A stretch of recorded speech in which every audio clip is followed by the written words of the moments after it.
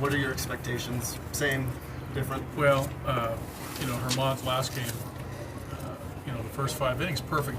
I mean, perfect through 5, and then gave up the 1 run in the 6th, and then the Aguilar mistake, fastball up to a guy who had got hot in a hurry, got him. But, always feel good about Herman and his stuff. Today, tough test, a team that's playing well, swinging well, have some momentum against a very good pitcher too. So today's it's a great matchup with Greinke and Herman. But Herman, again, fastball command, slider, breakable, in play, down in the zone, good spots. Not much changes with the game plan with Herman. But Greinke's been around he's a veteran. Oh my God. But he's in a really good stretch right now, from what I understand. Through all the years you've seen him, what are the things that stand out that you make him such a difficult He's super stingy on just keeping the ball down and down and away. I mean, it just goes to show you, what that pitch means to success. I mean, and he can pinpoint the ball. I mean, you look at his walk rate per 9 innings. You look at what he does start after start about location of his pitches and changing speeds. It's a true tribute to down and away pitching and being precise. He's precise. which is what Kyle Freeland normally is when he's on. Well, I think Greinke takes it to another level. I mean, he takes it to, a Maddox type level, right? You're talking about, a guy that's, up there in all-time rankings and wins and ERAs, and, winning percentage, all those things. But with, Kyle, his career's underway. Different style for sure, but it still comes back to all pitchers. It's location of pitching. It's really no secret. I think a lot of times we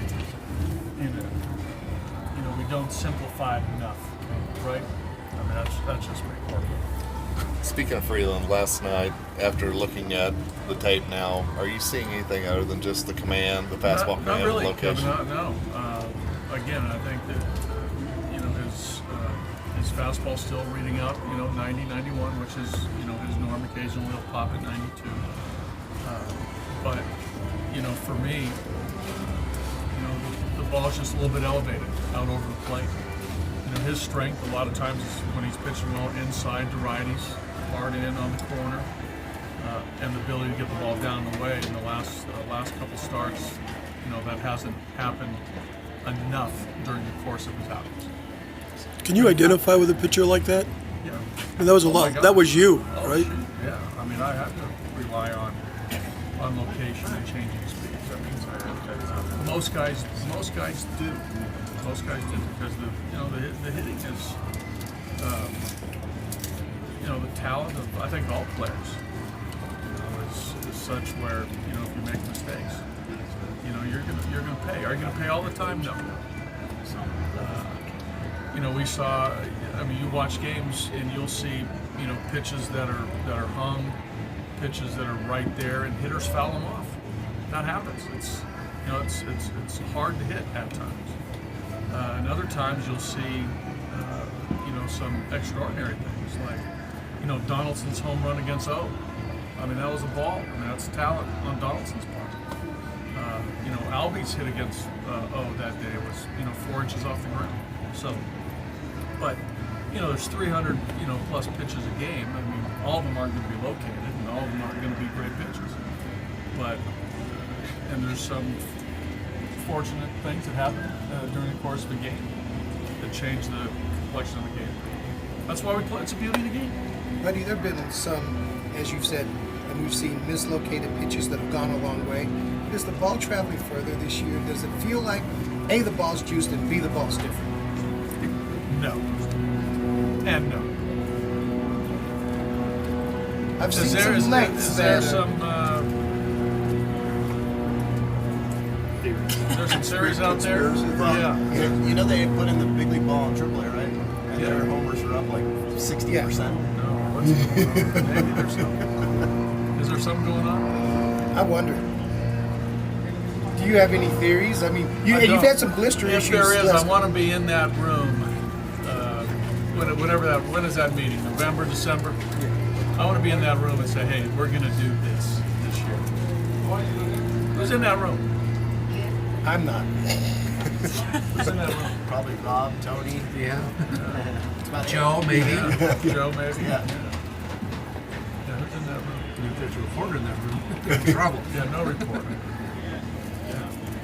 Hey, buddy, And then there's got to be somebody down in the factory who's in, right? Who's in on it. The ball doesn't seem different, even though we've seen this. This jump and homers. It's jumping overs, distances, blisters. Guys are throwing harder, Thomas. So when you throw It's the- BP, isn't that a difference? Hey, buddy, the D-backs lost two big guns in their offense. And although the overall team average isn't all that great, they're in a really hot place right now. You know, they're playing great. Their lineup as it presents itself now, certainly against the first two games here, they've been pretty formidable. Yeah. What is it they present? It looks like a pretty balanced. Well, yeah, right now they have we talk about it all the time, right? They have a number of guys swinging the bat very well. And when that happens, you're going to score runs. And that's part of winning streaks. If you pitch well, if you pitch well and you have that combination of guys swinging well, it's going to equate to wins. So, I mean, Marte is swinging as good as I've seen him in 2 or 3 years.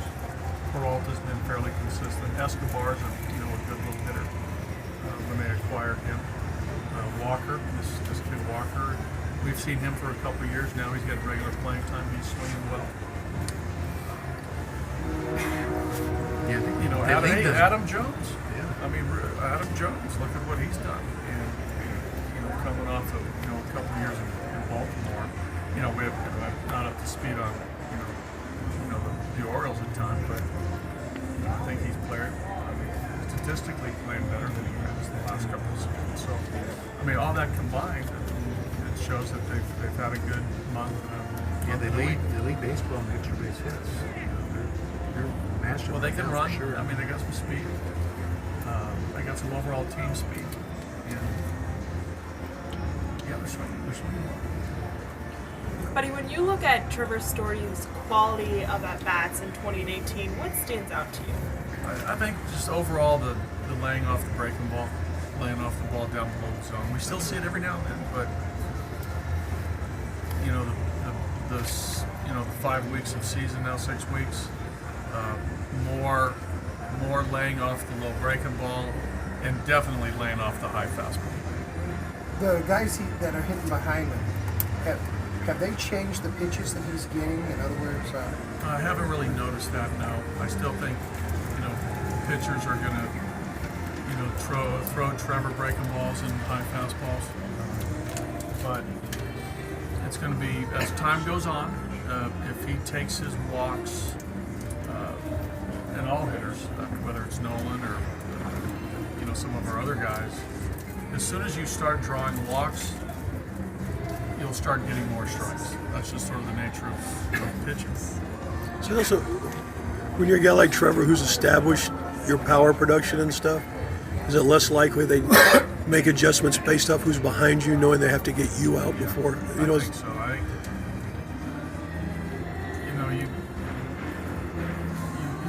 You just don't want to put guys on base. So I think it's always more about the hitter than who's hitting behind you. I mean, there are situations when guys are hot, guys are cold, open base, score of the game. How many runs? It's all important in how you pitch a certain at bat. But in general, it's more about, to your point, the play. I mean, he's pretty much established himself as a As a dangerous hitter. As a dangerous, good hitter now. Can I ask you another question about him? Yes. Coming to know him as you have, is he the kind of player that relishes a challenge such as today's? In other words, Greinke's on the mound for the D-backs. You guys have not had two good performances on the mound. you know, it's a chance to avoid the Sure. swing. Is that Yes. part of his mentality? Yeah, I think so. For sure. Yeah, I do.